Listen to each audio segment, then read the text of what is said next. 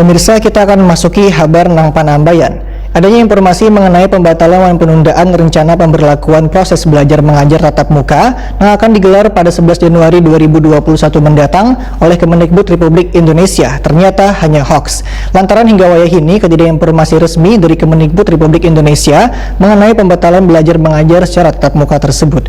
Untuk kabar selengkapnya, mari kita simak yang satu ini.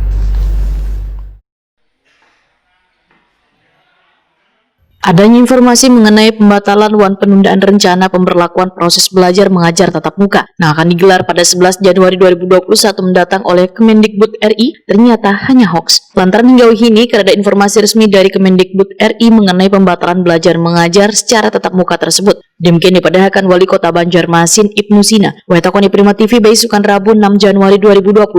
Menurut Ibnu Sina, lebih dari 70% kuitan siswa sekolah menengah pertama di Banjarmasin ingin anak mereka mengikuti pembelajaran tatap muka di sekolah. Namun pembelajaran tatap muka di sekolah yang direncanakan dilaksanakan mulai 11 Januari di SMP tersebut sifatnya kededah kewajiban bagi siswa, tergantung kemauan dari siswa maupun kuitannya. Menurut Ibnu Sina, pembelajaran tatap muka di SD dan SMP hanya dilakukan di daerah dalam zona hijau. Untuk di tingkat SMP, pembelajaran tatap muka di sekolah hanya selaus 4 jam dalam sehari. Sedangkan syarat harus memakai masker dan membasuh tangan sebelum masuk kelas, serta tempat duduk siswa diatur berjarak 1,5 meter. Sedangkan simulasi pembelajaran tatap muka di tingkat SD hanya akan diikuti oleh siswa kelas 4 sampai kelas 6, dan hanya berlangsung 2,5 jam sehari dengan jumlah peserta didik terbatas.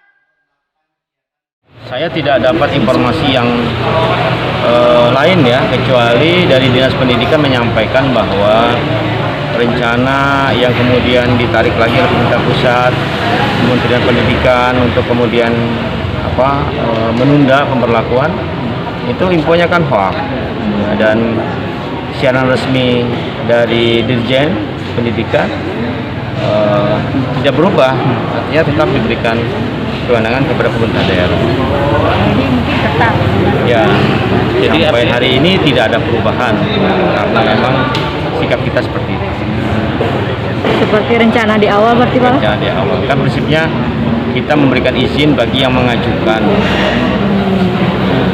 Kita berikan izin setelah memenuhi persyaratan protokol kesehatan dan lain sebagainya.